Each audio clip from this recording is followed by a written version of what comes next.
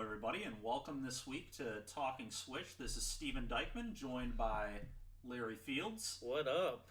And we are going to, as usual, talk some Magic today. So, Larry, what have you been up to this week, man? You know, just working. We had a little fun little excitement these last few days, which we'll keep to ourselves, of course. You know, we learned that technology can be savvy sometimes. Yep, for sure. And we also really got to enjoy. We were doing some streaming. I think it was yesterday, and man, that Raptors Celtics game was awesome, dude. I don't know if anyone listening to this is a basketball fan, but if you are, wow, it was a great game. Was really fun to watch that. That was the first sporting event I've watched in literally 6 months since the pandemic started. So.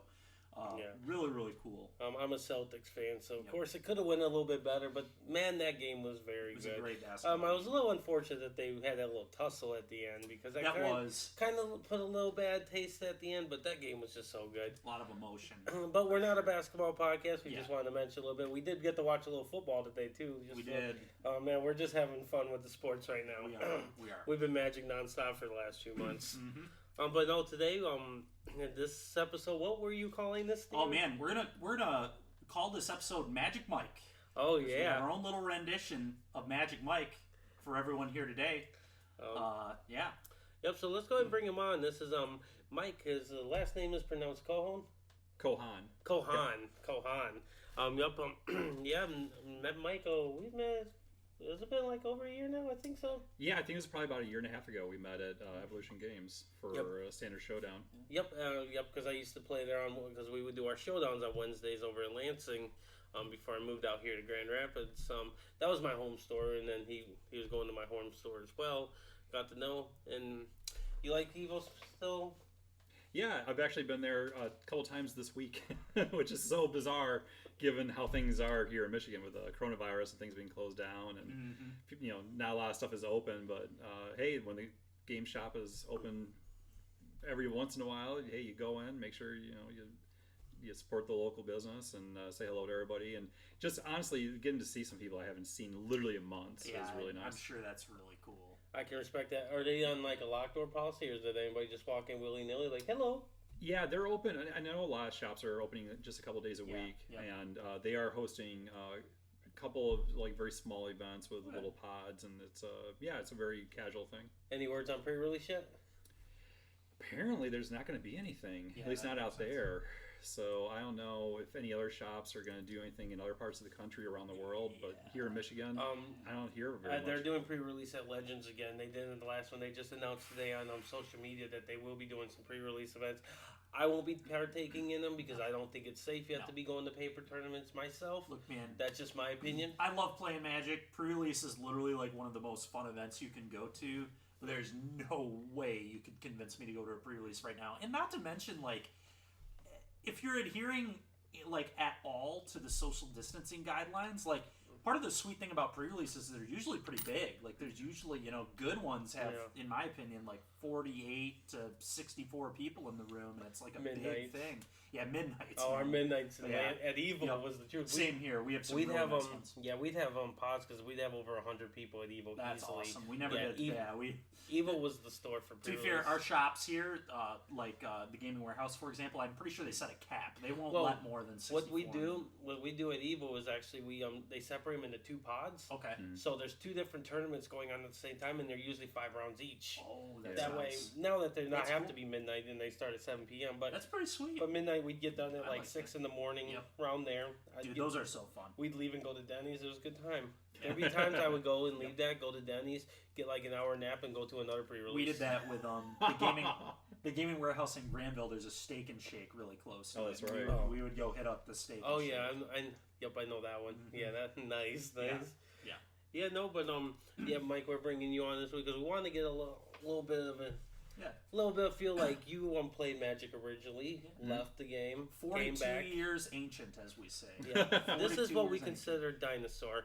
God. But before we get fully into that topic and start digging into that, we could say, because we're talking to a dinosaur, we got to dig up them bones. Man, I'm going to tell you, the last million years have been really rough on me, all right? Yeah. Now that you're here in AD, how was the BC? it was good, and then technology came along and ruined everything. You ain't wrong. Technology, Fire, the invention of fire, that was the starting point. Yeah, that makes sense. yeah, fire. Who needs it? But no, tell us a little bit about yourself, Mike. What do you do, like outside of Magic? Just tell us a little bit about who Mike is. Oh yeah, I'm actually a adjunct professor at a few different schools around Mid-Michigan. I teach at Lansing Community College, Michigan State University, and Davenport University. I'm a longtime sports writer and journalist. I worked at a bunch of newspapers around the state, TV stations, radio stations. Actually, here in Grand Rapids, my first media gig, I was an intern and overnight DJ at WGRD. Oh, that's my station. Actually. Yeah, that's all I listen to. Oh, it's a great place. Yeah, we had a great time. Oh yeah, I love the free beer and hot wings show in the morning. Yeah, I haven't listened to it forever because I haven't lived in the area. Oh yeah, but, I listen to it all day, every day. Yeah, when I was there, this is 96, 97. I was a freshman at Grand Valley, and yeah, we had just a wonderful time. Some people actually, if anybody's local, they would probably remember. You know how radio stations will have like a vehicle with the name on the side they'll take to remotes and stuff? Yeah. Ours was a Hummer. It was literally a Hummer because we were making so much money on advertising that somebody was like, hey, let's get a promotions vehicle. Why not a Hummer? Yeah, we're just going to go straight ball. I couldn't believe it. I was like, they never let me drive it, obviously. Yeah. But, yeah. Yeah, you were an intern. They weren't going to let no intern Well, even when I was part-timer, it's like, yeah, don't let that idiot do it. Is he even like 18 yet? I mean, come on. No, that's fair. Yeah, so you were originally in the GR area? Grand Rapids, for those that don't know, in Michigan. Yeah, I mean, I'm originally from Lansing. I was born and raised in Lansing, and then I came out here for college. Okay. And I finished 2 degrees at Grand Valley. I worked as a sports writer in Grand Haven, and then from there went back to Mid-Michigan. I've been around there ever since. And that actually kind of colors my Magic story in a big way because I started playing right after Revise came out. In fact, Revise came out, it was the month of my birthday in 1994, and I went to the local card shop. I'm a big sports card fan, sports card collector, even to this day. And I remember one of my friends said, oh, there's that Magic game, and they had gotten in some Revised, and it had just come out that week. And my buddy was like, yeah, I wanted to get into this. And so he bought a starter deck. And I looked at it and I said, well, sure, I'll spring for one too. Why not? I think they're like 12, 13, 14 bucks. Yeah. And imagine a Revised starter deck for 12, 13, 14 bucks. Which is still in hindsight usually the price for starter decks these days too. Now Revised. Yeah, obviously not Revised. Revised. I mean, that's the holy cow. And I remember I got a plateau in my first starter deck that I ever bought. My God. So I got a starter deck, and I think I got like 4 packs. And my buddy and I sat down, and we figured out how to play. He knew a little bit because he had friends who had been playing since I think beta, and I knew nothing. Like I literally knew nothing about the game. I was not a tabletop player. I'd never done D&D or anything like that before. So I was coming into it very raw, and he really picked up on it, and he did really well. He's one of those, I don't want to say competitive people because it was very casual, but he was somebody who understood the game well enough to be able to build very competitive decks very early on. And Legends came out soon after, and I got into Legends, the Dark, then Fallen Empires 4th edition. And I was really getting into the game. I was starting to collect like beta cards and Unlimited. I started building like the Power 9, and I did complete like 2.5 sets of Power 9. I had like 50, 60 some duels. Wow. Yeah, I mean, I was really deep into the game, and playing in tournaments. I come out here to Grand Rapids for tournaments even before I was at Grand Valley for college. I'd play in a couple tournaments around Lansing. There were a couple of shops there that would host. Honestly, none of them are still around. Other shops have moved into Lansing, but the ones that I played at, Major League, I know you and I have talked about Steve Rothwell's old shop. I would play there, and it was really my jam. I mean, I really enjoyed the game, and I had a great time. And then Chronicles came out, and I'm sure you guys are familiar, and I'm sure there are listeners who are not familiar with this, so I'll kind of take a moment here to talk about. Chronicles was a set of nothing but reprints, and at the time, if you were really into Magic, you had money into it. Now, not like today, like Vintage and Legacy and the prices of like Moxes and all that stuff, but a set of Moxes would put you back about $500-$600 for cards in really good condition. Legends, a lot of those gold cards, the Elder Dragons and all those, like they were like 50, 60, 70 bucks. You go back and take a look at the price guides from then, you'll see that many really good cards were reprinted in Chronicles. And by this point, I was getting ready to go to college, and I was going to be a freshman in college, and I had almost all the money that I had made in my summer job and my high school jobs. I had rolled into some of it into sports cards because I still collected that, but a ton of it went into my Magic collection.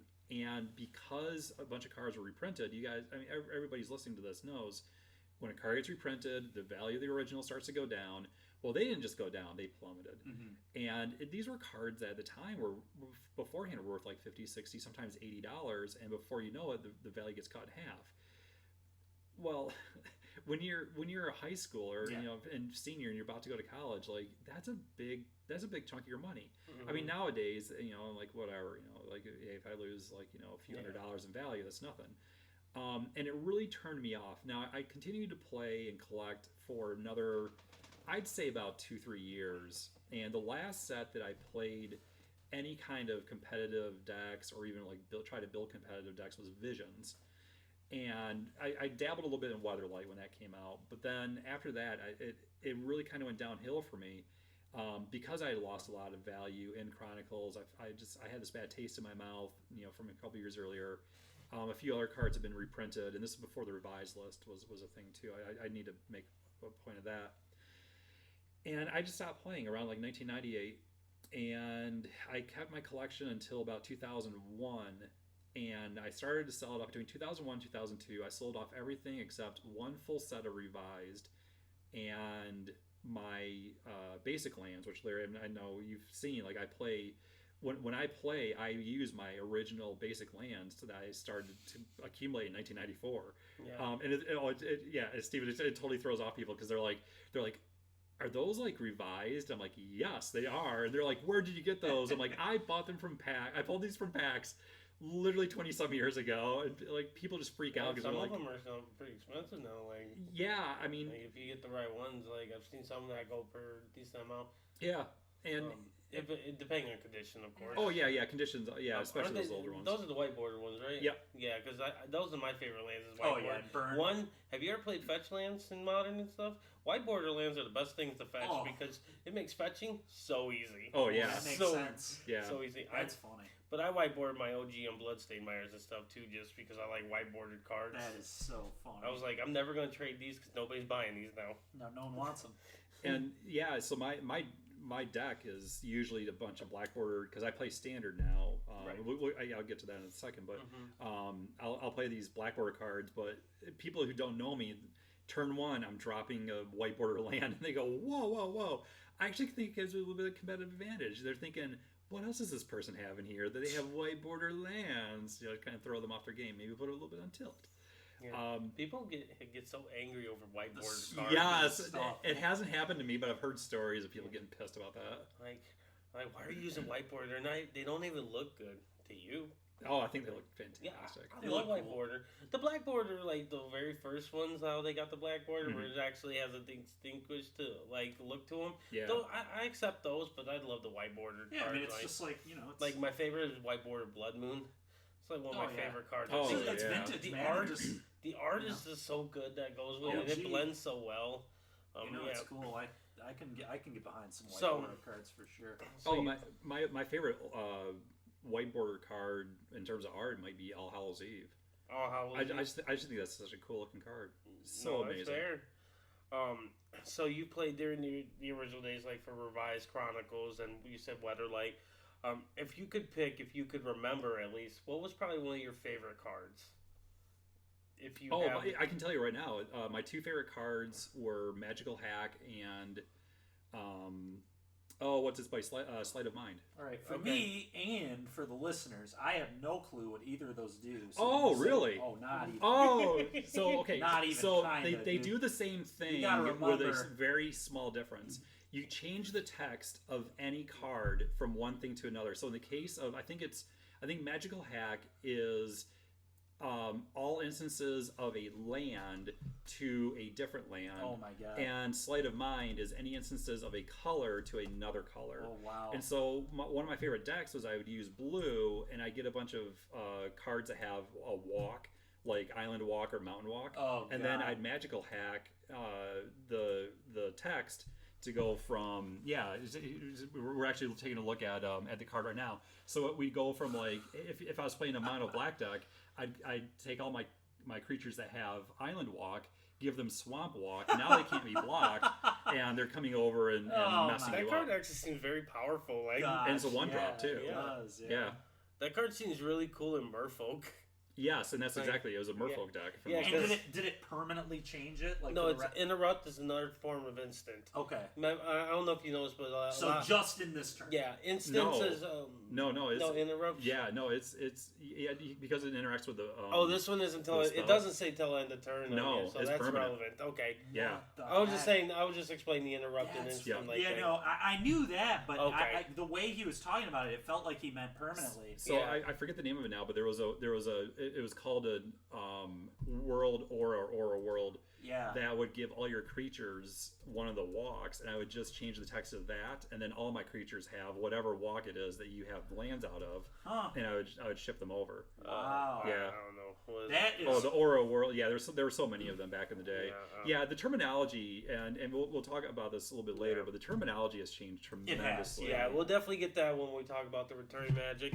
No, it's cool. Like I don't remember playing that early, obviously, because I was 4. Yeah, I was just born. 94 was my year of birth. Yeah. Not that I feel old. Yeah. Oh, you should. No. And you said, the big thing that led you to leaving was like the financial aspect of it, being a fresh college student coming out of high school. Well, yeah, there were a few other, and I'll talk about it. The other things that led to it. See, moving to West Michigan and playing Magic was kind of difficult because Magic is looked at as an occult thing, and for those of you who aren't from the area and you're not familiar, West Michigan is called the Bible Belt of Michigan, and there are many people who look at the game. I don't know if this is still the case anymore. I haven't lived out here in a while, so I can't It's say. I think it's a lot less the case than Okay. it used to be. But my dad was really against Magic. He hated Magic, Okay. and largely for that reason. Right? Yeah. He thought it was evil or whatever. And it was hard to find people to play. Yeah. I'd have to come into Grand Rapids, which is Grand Valley is not near the campus is not near downtown Grand Rapids. Yep. So it was I'd find some people. There were a few guys on campus I'd play with. At the time, I was dating a gal from Western Michigan, it was about an hour south of here in Kalamazoo, and so I'd visit her on weekends, and once in a while I played in a tournament down there. But it really became difficult for me to find time, not just to find time, but to find people to play with. Whereas in Lansing, is a much more popular game, a lot more people were playing it. And then when I graduated, that was in 2001, I got my first job out of school in Grand Haven, and I couldn't find any time. I was working nights, weekends, holidays, because I was a sports writer, and man, it was really hard for me to pick up games. So, even if I wanted to get back into it after '98, it would have been a pretty tough thing for me to do. And like I said, in 2001, 2002, I sold off everything except one set of revised and all my basic lands. And I always kind of watched the game from a distance. Like if I heard about it, I'd be like, "Oh, tell me what's going on in Magic." It is really quickly though. Like I lost touch of things. I wouldn't really understand what was going on with the game, and but I can talk about like how I got back into it. Is we were actually talking earlier. Alec Davis, who if you're from the Lansing area, you probably know Alec. He is an old friend of mine. I used to go to a comic shop that he worked at in downtown Lansing, and he got a new job at a card shop in Charlotte, just outside of Lansing. And one day I was in town. I was on a date with my girlfriend, a couple blocks. Actually, I mean that's like a block away from the shop he works at. He still does work there. And I said, I'm going to go down and visit my buddy. Like, we got done with dinner, so I'm going to visit my friend. And we get in there, a ton of people, like dozens of people, like hanging out. I'm like, wow, this is crazy. What's going on? And he's like, it's a pre-release for the new Magic set. Yeah. And I go, what? And he's like, yeah. I'm like, what's the name of it? And he goes, Guilds of Ravnica. And I go, man, I think Ravnica is like a term that I've heard like attached to the game before. I'm like, oh, that's interesting. And he's like, do you want to pick up a pre-release kit? And I go, sure, why not? And, like, you hear people, like, who are like, man, I used to smoke years ago, and then I put down cigarettes, and then all of a sudden, like, I light up one, and all of a sudden I'm smoking all over again. I've never smoked, but I think I have an idea what that's like, because as soon as I opened that first pack, I was like, Mortimer, we're back! It was like one of those moments. But I guess we can kind of get into the discussion of, I had no clue what any of these mechanics were. Mm-hmm. Like, it had been so long. Yeah, There's mechanics. so many things I'd never heard before.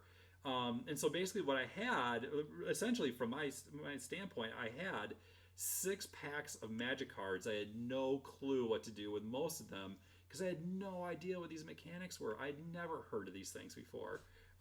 You take a look at the rule book from Revised, which I was going to do that today to kind of refresh my memory. Like, what was it like that first time I read that thing? Damage on the stack. Yeah, stack was hardly even a thing. It was just like, we had interrupts and all these other types of things, auras, and you basically had trample, you had first strike, and you had, I'm trying to think, like, maybe they're like flying, right? Yeah, flying was definitely. Banding? Banding, yes, banding was really fun. Oh yeah, white decks were all about banding. Uh-huh. Banding was a mechanic. I have not seen. When was the last time that was used in a set? Long time. Okay, see, I didn't even know. I didn't even know what it did. Like, I still don't know what it did. Yeah, I don't. It basically conjoins 2 creatures as they attack and or block. Yeah, they attack and block together. It's really interesting. But I know a lot of players say it was like really confusing or thought it was confusing, and I think that's why they got rid of it. Oh, really? Is what I've heard. That's what I've heard. I have no idea if that's actually true or not. It's probably, that's an opinionated thing where none of it's neither right nor wrong. Yeah. Because for one person it could be confusing, and another person, and I think that's the kind of mechanic that's probably easier for somebody if they actually play. Like, imagine if it was like, say that you didn't get back in the game.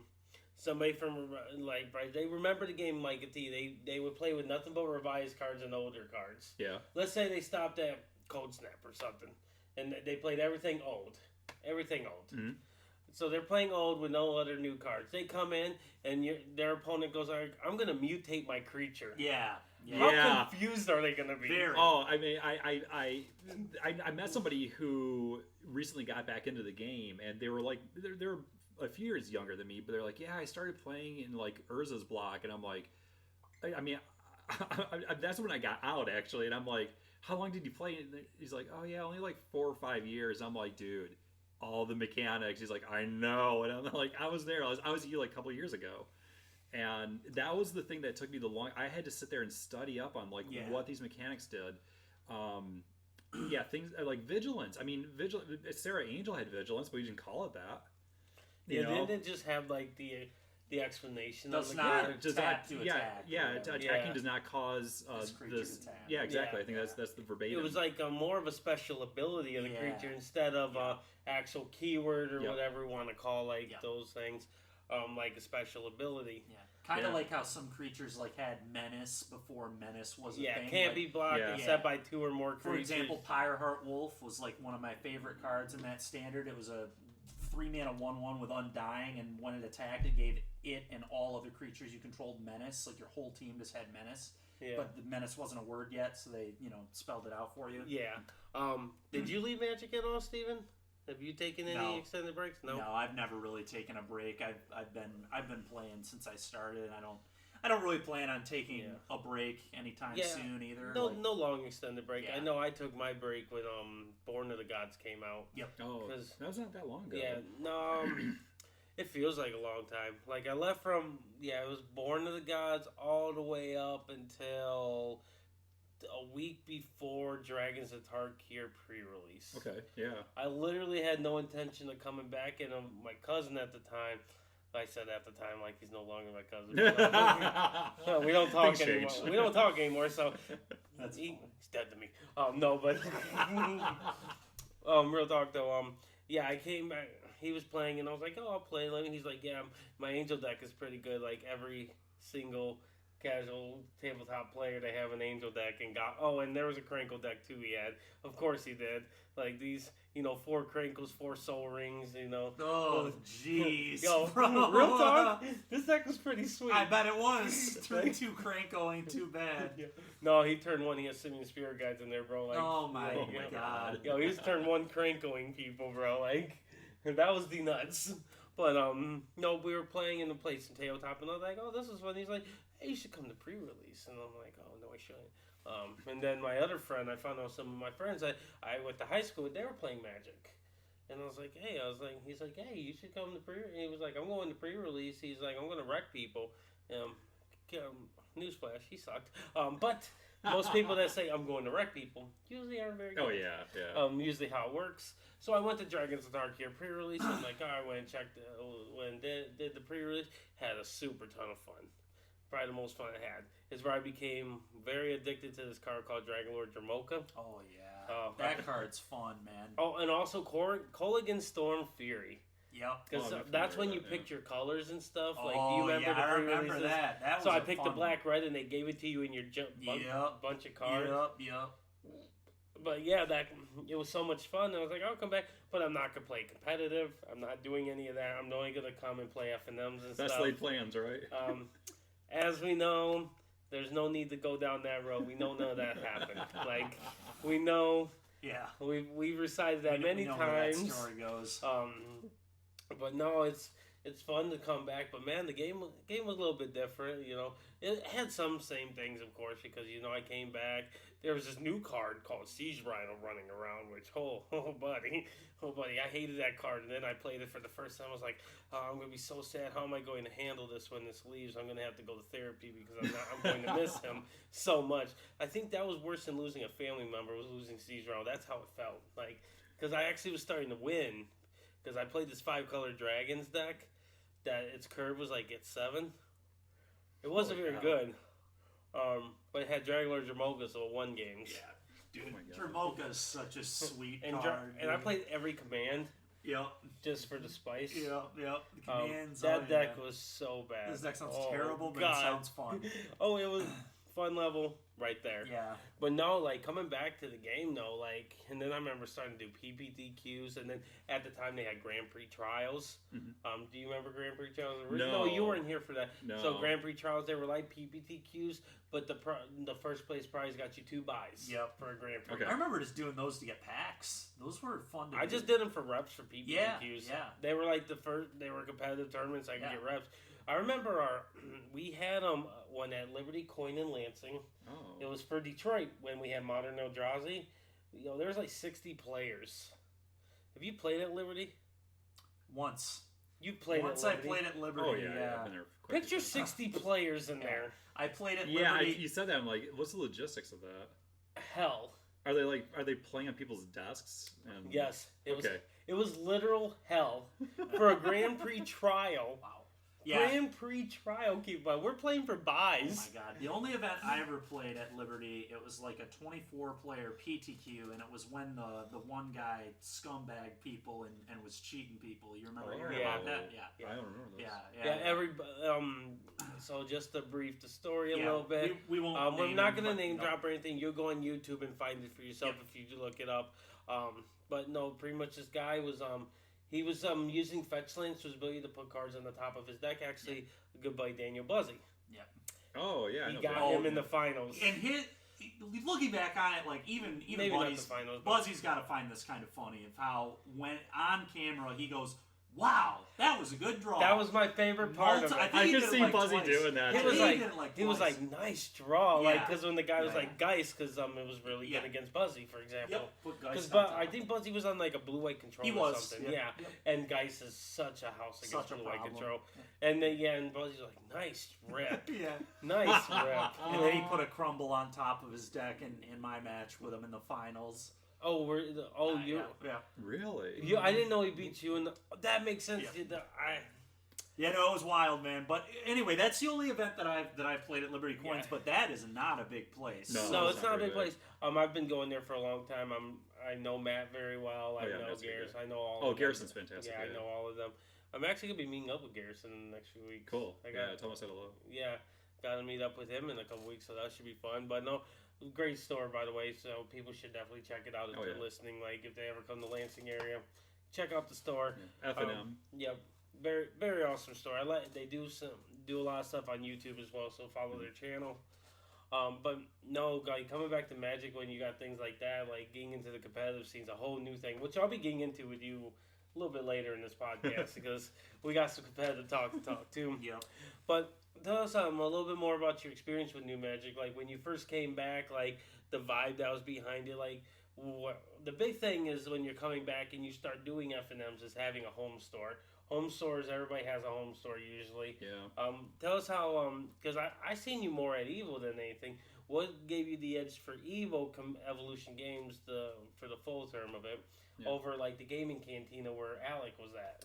Yeah, so after that pre-release, of course that was September because that was the fall set. Rotation had just happened and all that. I started studying up on the game, and within a couple months, I downloaded Arena, which is really weird because I used to play the original. And some of your listeners might remember there was a PC computer version of Magic. It was really slow, but it was really fun. And I actually still have my disc. I actually found it back about a year and a half ago. I was like, oh, I still have my original. One. It's so bad. Like nowadays, I don't think you could load it onto a PC without like an emulator. But your computer will blow up. Yeah, you're trying to like, load what is this? Your computer literally will shut down. Did you give me Corona? That's what is this? So funny. Wow. So anyway, I got into Arena and started learning like the cards and mechanics, like actually putting them into use. About 2 months later, we're getting into like January now, I started papering out the deck. You know, I had the pre-release kits. There's some cards in there that I was using in my... It was a mono green deck, and eventually I made it Naya, which is a term I didn't even know at the time. I'm going to make it like multicolored. But it was Naya, and it was a Dino deck.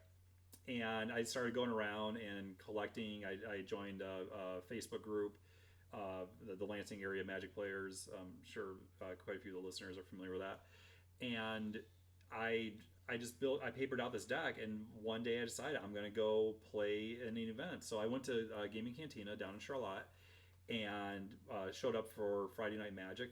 And I think I went 1 and 2. I think I actually won a match, and I don't remember how. I think my opponent got flooded or screwed like 2 times, and I just happened to win. I was like, hey, look, I won one. But I got to meet some really neat people, and I went down a couple weeks later and did it again. Charlotte's not really close to it. At the time I was living in Grand Ledge, and so it's about like a 20-minute drive. I started learning about other shops in the area, and that's when I was about maybe April of that year, maybe March. I went to Evolution for the first time for Standard Showdown. That's on Wednesday night. Mm-hmm. And after maybe like within about 2-3 months, I started having this weekly schedule where I do Wednesday at Evo for Standard, and then Friday at Cantina, and then Saturday at wherever. And I'd go around the state. I'd go visit a friend in a different town and be like, hey, I'm going to take a couple hours out of visiting and go play some Magic, and I'll be back around like 10, 11 o'clock, and meet up at a bar at their place for a party or whatever. And it really became like this more social event, the social thing for me, and it really has been since then. Evo is kind of like my home base now, just because I do live down the road from there, so that's probably the easiest place for me to get to. I love going out to Cantina though, and seeing Alec and Brian and Elena, the owners. Mm-hmm. They're really nice people. I go to Liberty probably about once a month. I try to get out there. There's some people who only play there. I get to see like when I go there, like Garrison, because Garrison's always. Those who aren't familiar, Garrison is on. He's got is it Twitch? And yes, he YouTube? does. He streams on Twitch as well. Yeah, and he does these really cool decks. Like he'll just be like, I want to do this thing, and he'll pull it together. He's And actually a pretty good deck builder. Yeah. That is an aspect I'm not good at, and he does really like. He had a biogenic ooze deck. Oh, nice. That he was playing with like Reclamation. Like it was the fairest Reclamation deck that will still bust your face in. yeah, That's nice. I don't care what anybody says. That's the fairest version of Reclamation Oh, of I've course, ever yeah. seen. he does these really crazy brews, and I know he gets some of them online. Actually, I want to talk about that in a second. He does get some of them online, but some of them he's just like, I saw this card and thought I'm going to build something, and he'll say like, I want to build something around it, and he does, and he brings it in for F&M, and look, sometimes it catches everybody off guard, and he ends up in the finals, and other times he gets his ass kicked because it didn't really work out very well. But he has fun no matter what. That's the thing I really like about Garrison. Garrison's great people. Yeah. He's great people. I've always been a big fan of Matt. Like I'm got to know all great of them. guys. Like all the players at Liberty, I've enjoyed. Like me and Antonio's have played there many times. Oh, like I like the camera aspect of F&M there. Yeah, That's like my 'cause favorite They'll stream part. on YouTube and Twitch. Yeah. Mm-hmm. Yep, and they just stream it live now. Yep. Which is awesome. Which I'm glad what they're doing. It's awesome. That's like their thing. Which it's always good to be able to stand out. So one of the things I mentioned that I kind of want to harp on for a moment, deck lists. So in the 90s, there weren't really deck lists. There were a couple magazines, Inquest and Scry were the two big ones. Mm-hmm. And each issue would have maybe a deck or two highlighted. But by the time you read it, people, if they were playing something even like it, they probably were over it. Maybe one person in your neighborhood or in your city would like put together the entire deck, because you gotta remember, like it was really hard to put together decks back then. It wasn't like nowadays you get on the internet. Yep. You drop a deck list onto a website and it fills it, and you throw in your credit card, and a week later it shows up at your door. You had to find people who had the cards to trade with. Yep. Card shops, if they had some of them. Yep. In bigger cities, maybe this wasn't a problem. Lansing is a medium-sized city. If you went to every card shop, you could maybe pull together one of those decks that were highlighted in the magazines. But that was a really hard thing to do. So if people were playing like even semi-competitively, it's because they were building their own decks. They were at home trying out things, playing against their friends, doing what we used to call dead draws, where you just shuffle your 60 cards, and then you draw the top 7 cards, take a look, and see, okay, this is what I would start with. That was your dead draw. Mm-hmm. And then you put it back on top, you shuffle everything, and you do it again. And after a while, you'd start like, I'm going to peel off the next like 4 or 5 cards to see what... Yep. And we didn't really talk about curves. That wasn't a term you'd use back then. But you'd have an idea of like, on my 3rd or 4th turn, what could I actually do? What would be reasonable or feasible? Nowadays, you have these websites where people drop their deck lists on, and after every big tournament, people will gravitate toward decks that finish in the top 8. Yep. That was definitely not a thing back then. Now, if you went to a big tournament, everybody would obviously gather around the final table. That was definitely a thing. When I came out here to Grand Rapids for my first tournament back when I was in high school, I mean, I was a nervous high school kid. I was trying to figure out what was going on. I didn't even know what was happening half the time. People just point, "You're playing over there against so and so," and I'm like, "Okay." And then I'd show up and say, "Are you so and so?" And I'd play them. Mm-hmm. But everybody would gather around the final tables to be like, "What deck made it to the final?"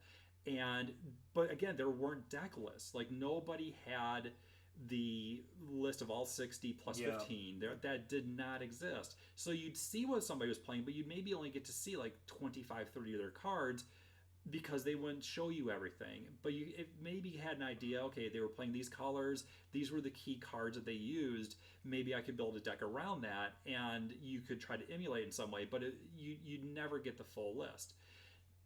Fast forward to when I returned to the game a couple of years ago, holy cow, everybody's using them, and I don't like it. I really don't. I definitely miss because when I first was starting to get a little bit competitive, I didn't do that as much research certainly as I would do now with deck lists. And I had this like really really sweet mono red deck that splashed black. I forget what it was.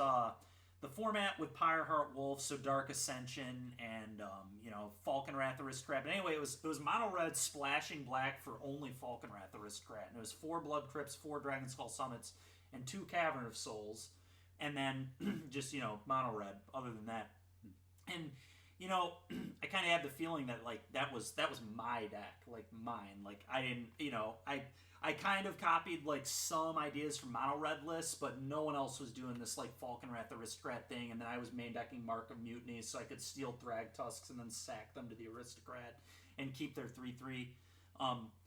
Yeah, no, that's definitely it's more interesting for sure. And I definitely think that with how popular like Twitter is now and stuff like that, the way information spreads is almost a bummer because formats do just end up getting solved a lot where there's just like a clear best deck, and that does kind of suck. Yeah, sure. I mean, back in the 90s, the meta was, I mean, the number of cards that were available for, it was called Type 2 back then. Nowadays we call it Standard. Yeah. But I played 1.5. That was kind of my jam. But I always had a 2 deck. I always had a Type 1 deck. Yeah. 1.5 was my jam. But in Type 2, the number of cards that were available were just about the same as you see in today's Standard. But you saw so much more variety in the decks. You know, you show up and like, I don't know what I'm going to play. Now, Larry and I, we talked about this. I think it was about like 4 or 5 months ago, or it's just before the whole Corona thing hit. Like, Earl was getting completely out of control. And if you got into a competitive tournament, you knew you were going to see at least Simic, but it's some sort of Simic offshoot in almost every freaking round. Yep. And there wasn't a lot of variety. Yep. And that makes me want to scream. Yeah, it's really annoying. Larry and I were talking about that earlier today, how like Euro decks are in Standard, they're in Historic, they're in Modern, they're in Pioneer. They don't dominate as much in some of the formats as they do in others, but oh my god, it's just the same crap. Yeah, it isn't the problem. Like, I'm not, everyone knows I'm not an advocate for bans. Yeah. And I'm still not advocating for bans. But the problem that I see, like, people's like reasoning for Euro being a problem isn't like correct in my opinion. Like, they're saying it's because it's super unbeatable in Standard and stuff. Like, I don't agree. I don't even think that card's close to being like the problem card. However, I think the problem with a card like Euro is the variety of decks are limited now, and every deck is wanting to play this card. And nobody actually, the reason that we have these percentage levels is because people want to play this card because it's a cool card. It's very good.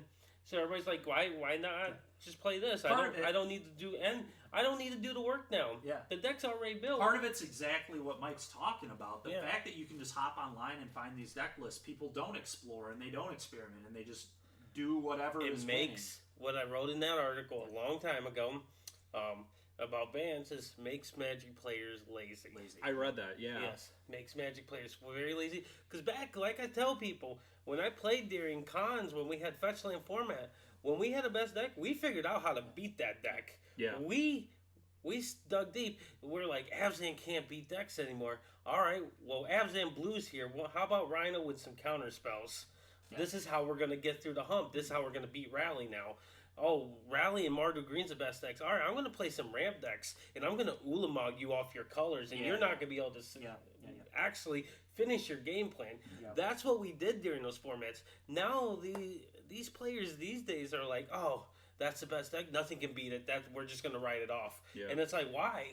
Why are we doing this? Yeah. Why are we being so lazy? And a lot of it is because you got a lot of the like clicky like atmosphere that's in Magic now. Not gonna name drop because there's so many of them. Like we don't have the time to name drop them, and we wouldn't want to do that anyway because we're clicky in our own form. Yeah, no, I mean, it's Magic. But everybody is, and that's how Magic has turned. It turned into like these more like it's kind of like high school where you got like the tables in the cafeteria. Oh, I never thought of it that way. You got the tables in the cafeteria. You got the top teams like whether it's the SCG tour, the Magic, whatever we're calling the mainstream tour these days, like whatever, the Grand Prix tour. Yep. You got them at the head tables, like as the bosses that you would want to beat.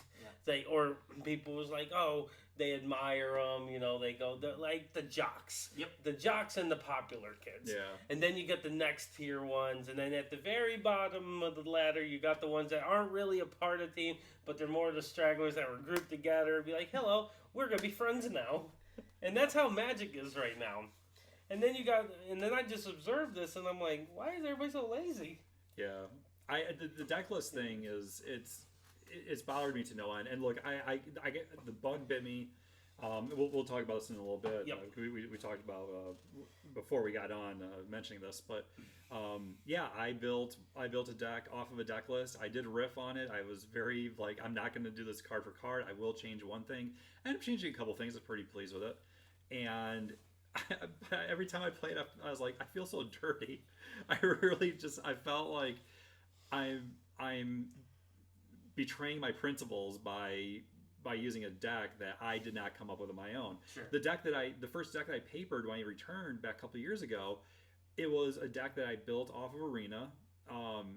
Everybody who's played Arena has done like the whole introductory, like choose a color. Here's a deck. See what you can do with it. I fell in love with the Carnage Tyrant. I said, I'm going to build a deck around this. And before I know it, I'm adding some red, and then I'm adding some white, and then like it became this huge, like crazy, like monstrous deck.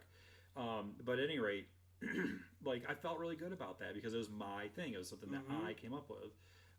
And like right now, I'm playing a mono green deck. I admit I looked at a deck that hit top 8 in an event back about, I don't know, it was like 4 or 5 months ago, and I was like, that's a really interesting deck. And I started to build it on Arena, and I was like, I don't even like a third of these cards, and so I kicked them out, and I put in a bunch of other ones, and that was good enough to make me think like, okay, this is my own. Again, I part of my brain every time I use it is like, it's still a deck list to some, like it was born out of a deck list. It doesn't look anything like it did back then because of these new sets that come in. I wouldn't even use the term born. It was more inspired by. I think it was sampled. Let's use a musical term. It was sampled. Sure, it was sampled. But you want to say. Yeah, whatever helps you sleep at night. Yeah, I was we talked about this like before the podcast. I think the first deck I seen that I ran into you that you played, you were playing like Galtas. You were playing the 3-man Enchantment Rhythm of the Wild. I think it was called. Yeah. You were like, you want to talk about Galta haste? Yeah. Yeah. You psycho. Oh no, it was bananas. I think when we first played, I had Ilharg, Rhythm of the Wild, Galta, Palaka Worm. Oh my god. There's one other, well, obviously Carnage Tyrant, and the entire idea was on turn 2, put out Rhythm of the Wild, and then from there, it was turn 2 or turn 3? No, it was turn 2 because Land of War, Land of War Elf, and then so turn 2, Rhythm of the Wild. By turn 3, Ilharg, or turn 4, Ilharg, and then from there, because Ilharg has haste with Rhythm of the Wild, just blow out all the dinosaurs, and then I'd use Fling or Thud. It was Thud was in Thud standard was at the the time. thing at the time. Yeah, and it was pretty much Fling. Oh, that's awesome. Yeah, so I would drop a Galta attack with a 12/12 Trampler, and then if that doesn't kill my opponent, I Thud them with it. Oh my god. I mean, unless I was playing a deck with counter spells, my opponent just kind of sit there and go, "What in the hell is this thing?" But that was totally self-brew. Like that, I definitely had not looked at a deck list at that point. No, that's awesome. That's fun. Sometimes it works, and unfortunately, sometimes it doesn't. But sometimes it does not. That is the nature of the game. I've done my own brews, and they have turned out to be very poor. We try to do brews sometimes on our streams, and that's part of the reason like streaming is so fun, is that we explore that space a little more. Yep, I do enjoy streaming. Like I still do. Like it's very fun formats to me. Like if it was like streaming.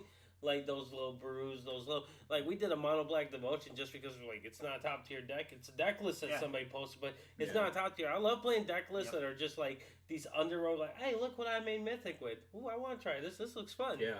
You know, those kind of things. Like, I mean, somebody has to make the list, right? I mean, exactly. there's somebody out there tries the thing, it succeeds, and then everybody else sees it and says, I want to do the thing too. But it'd be really neat to actually one day maybe make one of those decks that hits top 8. Larry's not good at deck building, but I accept that. Like that's not my area. Oh, whatever, like, man. Not my area. I'm not good at deck building. Really? Nah, deck building's not really my area of expertise at all. Like I'm fine at like the tongue got tied a little bit as the handler of the deck, but being able to like brew a deck is not very good. Tuning I can do. I'm fine with tuning. Right. And Arena actually does make standard tuning way easier. It does. I remember tuning decks because now I just play a bunch of games and think, I'm not feeling this card. Let's try this instead. And then you can do that because Arena's... It's nice I can pretty much build almost anything on Arena. I have a lot. You have everything. Yeah, I literally... Point, man. Yeah. We can literally play whatever we want in any format. I'm literally going to buy, like, put $100 and get the next set of Zendikar Rising. Like, I do it every set. I do $100 and then I draft some. Yeah. Because I get that Mastery Pass that comes with the free drafts and everything when you do that. Because I usually buy... Because that's $100 not including the 50 packs I buy as well. Because I do both of the Mastery Pass and thing for $50 each. Yada yada, do them. And that's how I keep, because I'm a grinder. And because I'm taking a little break right now just for a mental check. Because you need a mental check after a while. Mainly because it's kind of boring because Standard's been so horrendous. Really still. Like, I haven't touched it in weeks. Yeah. But once Zendikar comes out, I'm hoping that it's going to get back to normal. Yep. But let's talk a little bit about, like, when you got back into Magic, some of the, like, the finding the right players to influence you to, like, keep you engaged, like, because if you're around the wrong players, you're obviously not going to want to play. That's the biggest problem that I have with, like, Magic stores and communities in general, is you'll get those, like, very, just to be blunt, douchey players. You get those straight douchebags that are sitting there and they belittle the new players. They're like, no, and they want to play, what was that? The rules police when they don't know the rules themselves. Well, at the first time you and I played, I think I screwed up. You had made a move, and I tried to I tried to play an instant, like in the middle of a thing that you were doing, and you said, no, you can't do that. And I sat there and thought, why is that? And you explained. I went, oh, that's right. In the hands of somebody else, that could be you're a dumb new player, I don't want to play against you. But you took the more like educational route. Here's a teaching moment for the guy who is starting to get back into the game, because we had talked before we even played. Like, I think you'd seen me like at the shop a couple times before then. I mean, I know we had we briefly paths. Like engaged because when I was at Evo, I was always up at the counter with like Tom just conversating. You're kind of the social butterfly of Evo. I really am. I'm not really shy. No, I'm not the shy kind. No, listeners probably already have learned that by now. But yeah, I mean that was a positive interaction with somebody when I clearly screwed up a thing. I haven't had anybody belittle me or in any way like behave negatively toward me. There are people who've had bad attitudes, but everybody's gotten the bad attitude from that person. Like I've seen people, like I play against them, and then their next opponent, like I can see their face like over their shoulder, and they're like, oh my god, like you're just a miserable human being. There are going to be some of those no matter what, whether it's Magic or back when I played basketball or football or baseball, whatever. That's the nature of the game, unfortunately. But I love the social aspect of Magic. In fact, when I played back in the 90s, the thing that I really enjoyed is meeting people. I'd come out to Grand Rapids. I'd meet people who weren't from the area that I lived in, so I'd get to meet people for the first time. Yep. I go to Detroit. I only went to Detroit for a couple events, but it was a really, really nice opportunity to meet a lot of people all at once. I still look at it that way. I have met, I think some of my best friends today are people I play Magic with. During the whole Coronation, I've reached out to a few of them, like, hey, I haven't heard from you in a while. Like, how are you doing? I was that way with sports that I played back in the day. Again, I play all sorts of different sports, and I wouldn't see somebody for a while, and maybe I'd email this back when people would actually just email to keep in touch, and say like, hey, how are you doing? Are you playing any tournaments? Or are you how's your practice going? Are you with like a new travel team or something? I do miss these people, and it's a really Magic has a really good community. It's different than when I play because the internet allows us to be in touch more often with each other and constantly in contact with one another. Whereas back in the 90s, unless you had somebody's email address or phone number, it was really hard to keep in touch with people. You'd see them like maybe a few, 2-3 times a year, and that's the only time you really had contact with the vast majority of them. Yeah. I think you're overestimating the 90s with that email address line, buddy. Like not everybody had one of those bad boys. Like AOL was expensive to some people. I'm just saying, that was not easy access. Back in the age of dial-up. Well, everybody who was in college and around my age in college, we all had .edus, but man, it was. I mean, I mentioned it earlier, the Lansing Area Magic Players page on Facebook. I mean, how many people are on that thing, and we, there are conversations constantly going on there. People throwing out ideas, people just, and even in the last month and a half, I think there have been like 5 or 6 people have just posted, "Miss you guys, can't wait to play Paper again." And I know there are like a couple little pods of people in Lansing area who play like once every week or every couple weeks. They're going to somebody's house and playing. Groups of like 3, 4, 5 people. But like those large gatherings, we're not having them. Magic the Gathering, we're not having the gatherings. Right. But we were still keeping in contact online, and that's a really neat, really neat thing. Yeah, no, for sure. So you didn't have to run in any of the juicy ones. That you had a better experience than when I first started going to tournaments. Like, faced the ones that thought they were pros. Like I had one player. I'm not gonna name drop still, but it was at another store. I'm not gonna say the store because that might reveal who I'm talking about if anybody from the town's listening. But I went to the store and he was so angry. He didn't even want to shake my hand after the match. Like he was so really? He was just super salty guy. I'm very cool with the guy now. Like, by the way, like I engaged with him and stuff. But it was just so funny because to him I was nobody. I shouldn't be beating him. I'm worthless when it comes to Magic to him. Well, you're talking about like people who are ultra competitive. Like there's a difference between people who are competitive in the sense that they want to beat everybody and shove it in their face. They're very egotistical about it. Then there are people who are competitive because they want to win, but they'll do it in like a fun manner, or they want to have fun, they want to win, and they don't shove it in their opponent's face. And example, Ray. Well, and that's exactly who I was going to bring up here. Okay. The first time I ever played Ray, I already heard a lot about him, and I knew quite a bit about him. And I had seen him, I hadn't spoken with him, but I'd seen him like at events, at Evolution Games, and maybe somewhere else we had crossed paths. And so the first time I sit across from him, I'm sitting there thinking, this is a guy who was Rookie of the Year on the Pro Tour. He is one of the top players in the area for sure. And maybe one of the top players. I know like just how good he was at that moment, and he was so nice and he was so cool.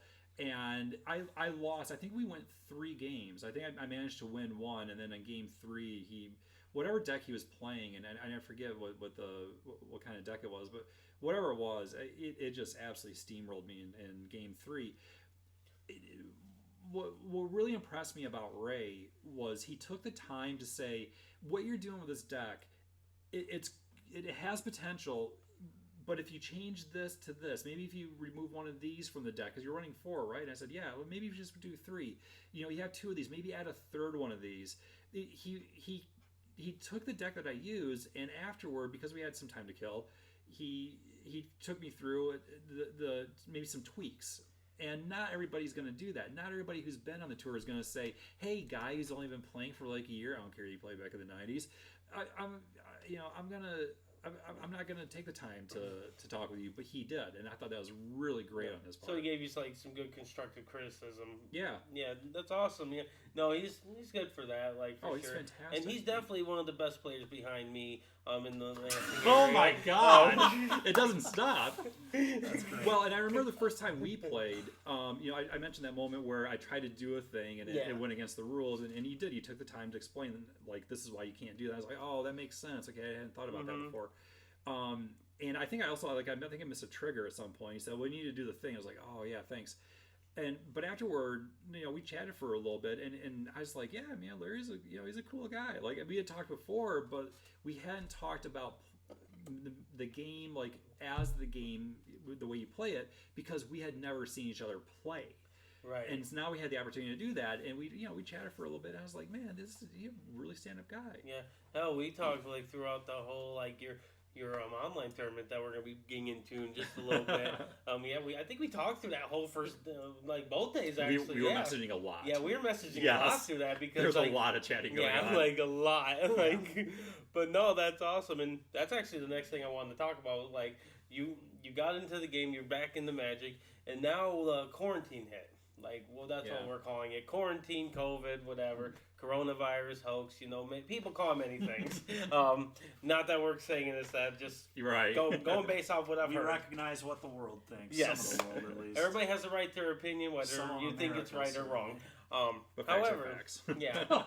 However, so the Channel Fireball, everybody had to cancel all their in-paper tournaments. At the beginning, they were doing Magic Fest Online, these little weekly championship things. And then they accumulated like a monthly championship or something like that. I don't remember exactly. But regardless, there was weekly championships. I've done a few of them before that. And then we were actually both participating in one. We both qualified. I remember that one is probably one that I qualified the easiest because they were doing like these Tuesday deals for $10 3-round tournament. And I 3-0'd with Just Sky Fires. Yeah. And I was like, oh, that was fun. Ended up not playing Just Sky Fires because I ended up playing Luca, whatever. Got bodied in the mirror by Seagrass, and it was kind of derailed my event for me, but such is life. But fast forward a little bit. I was talking with you because you qualified as well, and you were kind of stoked because it was your first big tournament. Yeah. Tell us a little bit about like the preparation, like. Because you obviously don't do big tournaments. Yeah, Detroit was going to be your first one. That was going to be, yeah, exactly. I remember you were actually very hype about it. You're kind of excited because I remember talking to you in the store at Evo beforehand. Mm-hmm.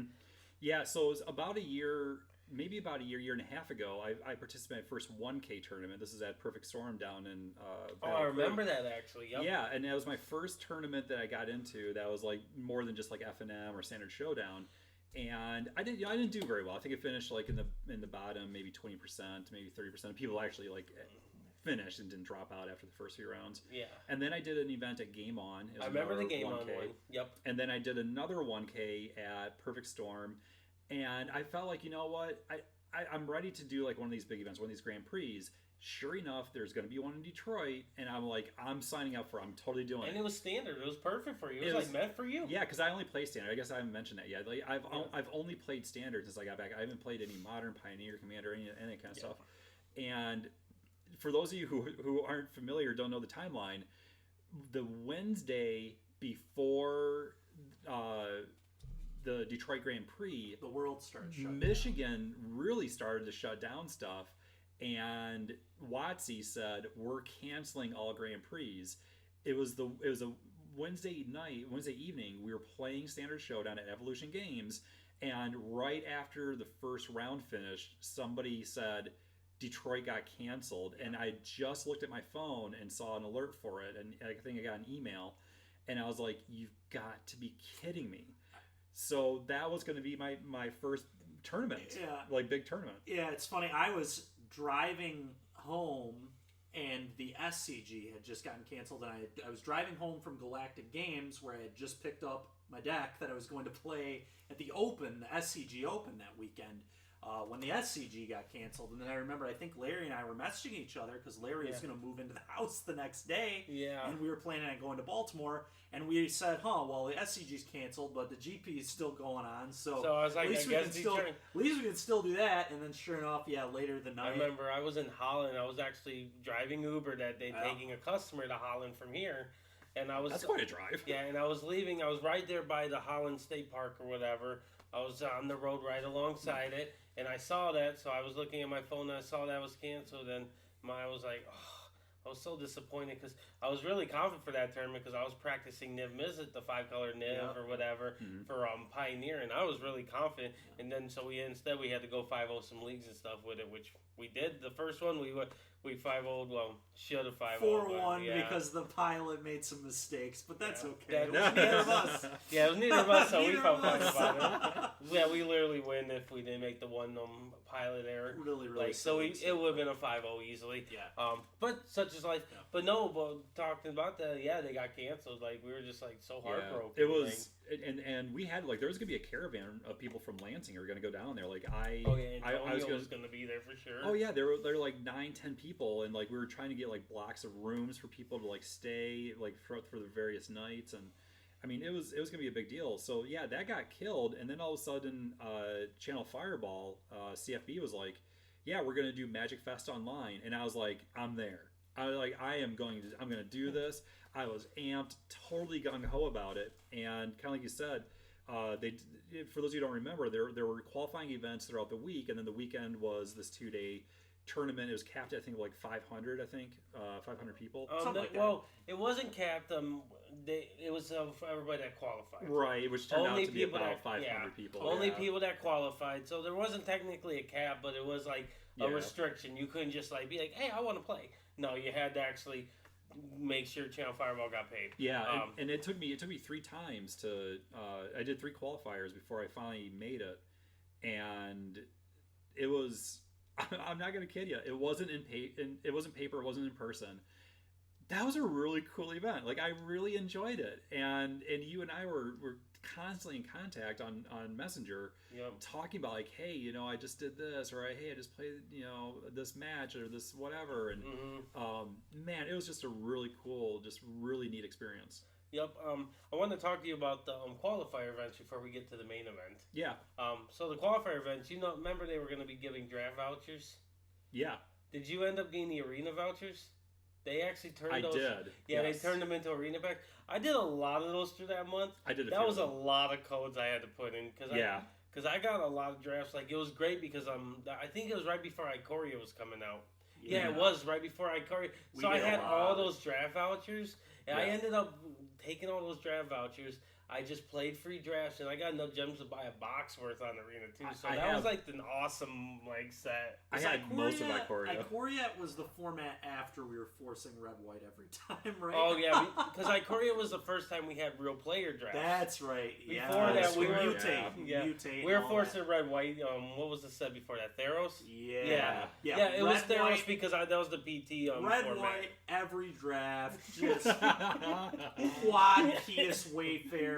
Just all sorts of funny decks, man. But computer drafting is so fun to me. It was there every time. I swear to God, it was so funny. Oh, it was a good time. We had fun, but no, back to saying. So we got ready for the big event, and you ended up registering Gruul Adventures, not Adventures. Fires. I'm used to the Gruul Adventures deck too. Yeah. But Gruul Fires, for those that was sleeping under a rock for some reason, didn't play Standard. Fires of Invention was a good card. Very. 4-man enchantment says you can't cast spells on your opponent's turn, but you get to cast 2 spells on your turn for free that mana cost has to be equal to or less than the number of lands you control. Yep. Pretty simple. The cool thing about Gruul Fires is they had like some very cool cards to like interact with that. Like they had that land, whatever. Forget the name of the land. The draw card land, right? Yeah. Yeah, the Enclave. Yeah. It's like forget the name. It's a colorless land. If you control a creature with 4 or greater, you pay the mana cost. I think it's like pay 4 mana or something like that. Yep. Yeah. You pay 4 mana, which that's one of it or whatever. You pay the mana, you get to draw a card as long as you control a creature with power 4 or greater. There was another thing. Wasn't there other stuff that had like a mana sink to that deck? One of the other things you could use is Embercleave. Because you were able to throw out Embercleave and then attach it to things because your mana was always free. Yes. So you can move it around too. Yeah. Moving it around is huge. It's nice. It's huge. Embercleave actually seems like it's starting a trend of attaching upon entering. I've been noticing. Yeah. Yeah. We'll talk about a little bit more about that next week. But yeah, no, that deck was so freaking cool. It was a really cool deck. Yeah, it was a very good deck. And that was actually the first deck that I deck listed. That was the one that I mentioned before, where I just one night, I don't remember what made me do it, but I was like, I'm going to take a look at what like the big Gruul deck, because I've been playing Gruul for months and months before then. And I pulled up, I couldn't tell you whose deck it was, but it was a deck that top 8'd either Grand Prix or maybe even been like a huge one of the big finals, like world championship or something. And I built it, and I was just like, I'm gonna run with this, I guess, and see what happens. And that's what I entered in. Yeah, and it did pretty well. Yeah, let's talk about this. So you day 2 that event. Yeah. And you ran into some good talent on day 1. Yeah, first match actually. Yeah. Oh, that was the first round? It was literally round 1, and I don't know if the stream is still up, but yeah, the reaction from the opponent was. Who was your opponent, by the way? It was Seth Manfield. Yeah, Seth Manfield. 2015 world champion Seth Manfield. And I didn't know who he was. That's the thing that was so wild. Dude, that's like when I played at my first PT, I asked Rob Maurer like who he was and how many PTs he had been to. For those listening, that's the guy who is literally on Dark Confidant. See, what's funny? when I was at the PT in Phoenix, I was in the draft portion. I played against Mike Segrist. Not many people, I don't know if anybody knows this, but I was a big Hollow One player, and I actually used to know his articles verbatim for that deck. So every time I won, I top 8 my first IQ playing the deck the first weekend because I spent all week reading his articles, doing his sideboard guides, everything like that. Yeah. And then I topped 8 that, and I was talking to him about before. I was like, yo, your Hollow One list is sweet. I was like, I got a lot of EV off of that deck list. Yeah. And then he was like, that's awesome. Now I'm going to beat the crap out of you. He didn't say that, but the way he beat the crap, he had, that enchantment chick that made lands and the creatures. Yeah, he had 2 or 3 of them. I remember in game 2, because I only seen one in game 1.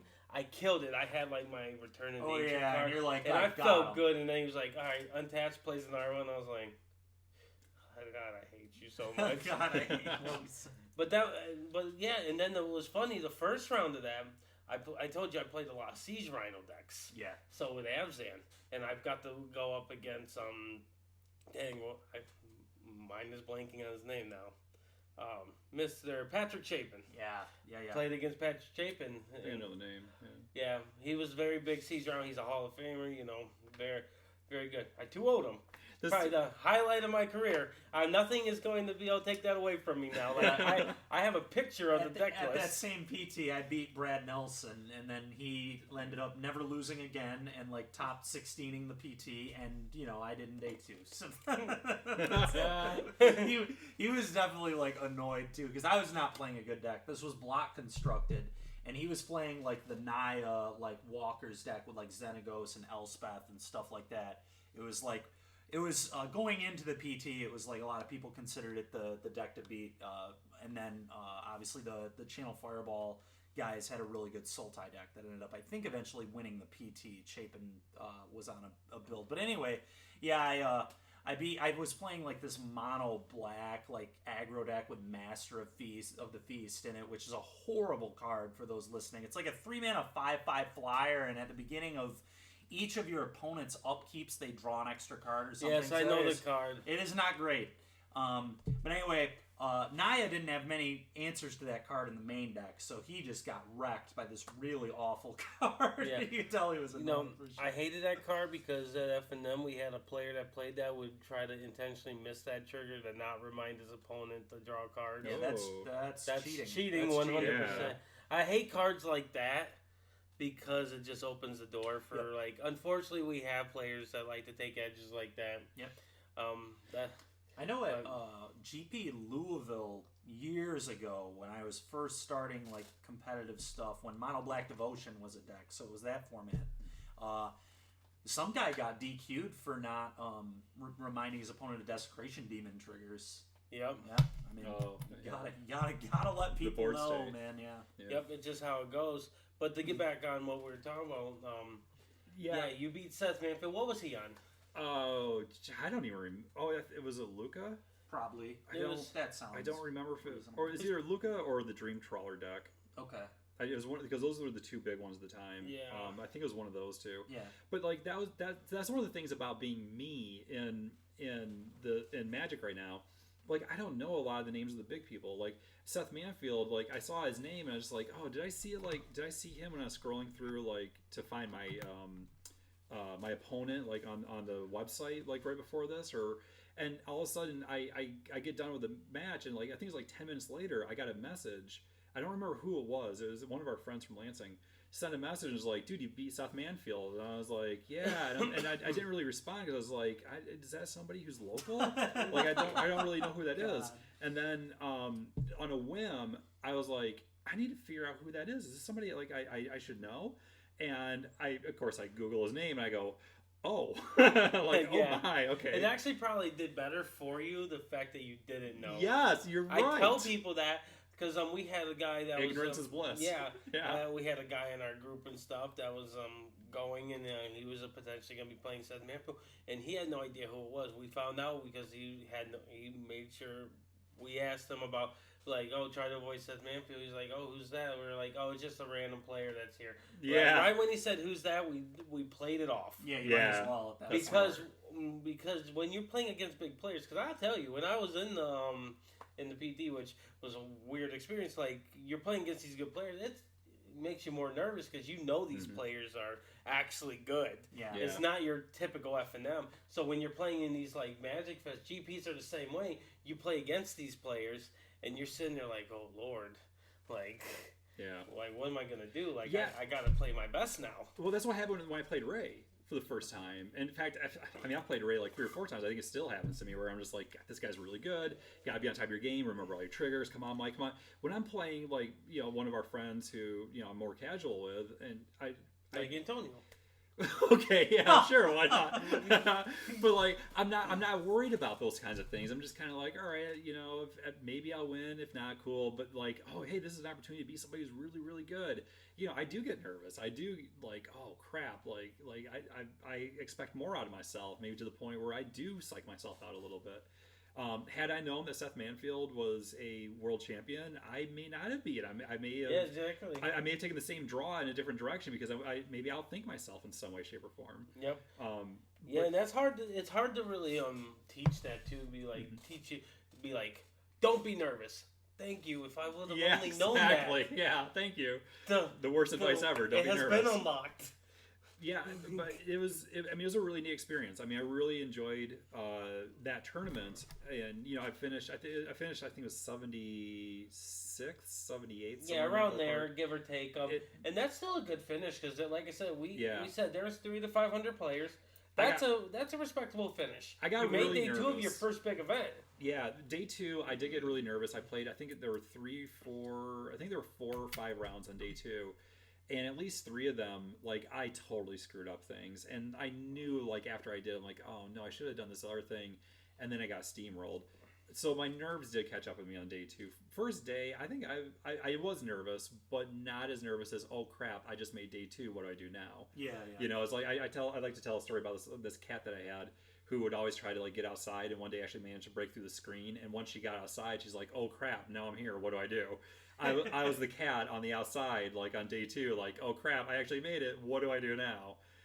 And I didn't play my deck very well, and you know, didn't finish nearly as well as maybe I could have if I wasn't so nervous. But yeah, that was a really neat event. In fact, I did a second one.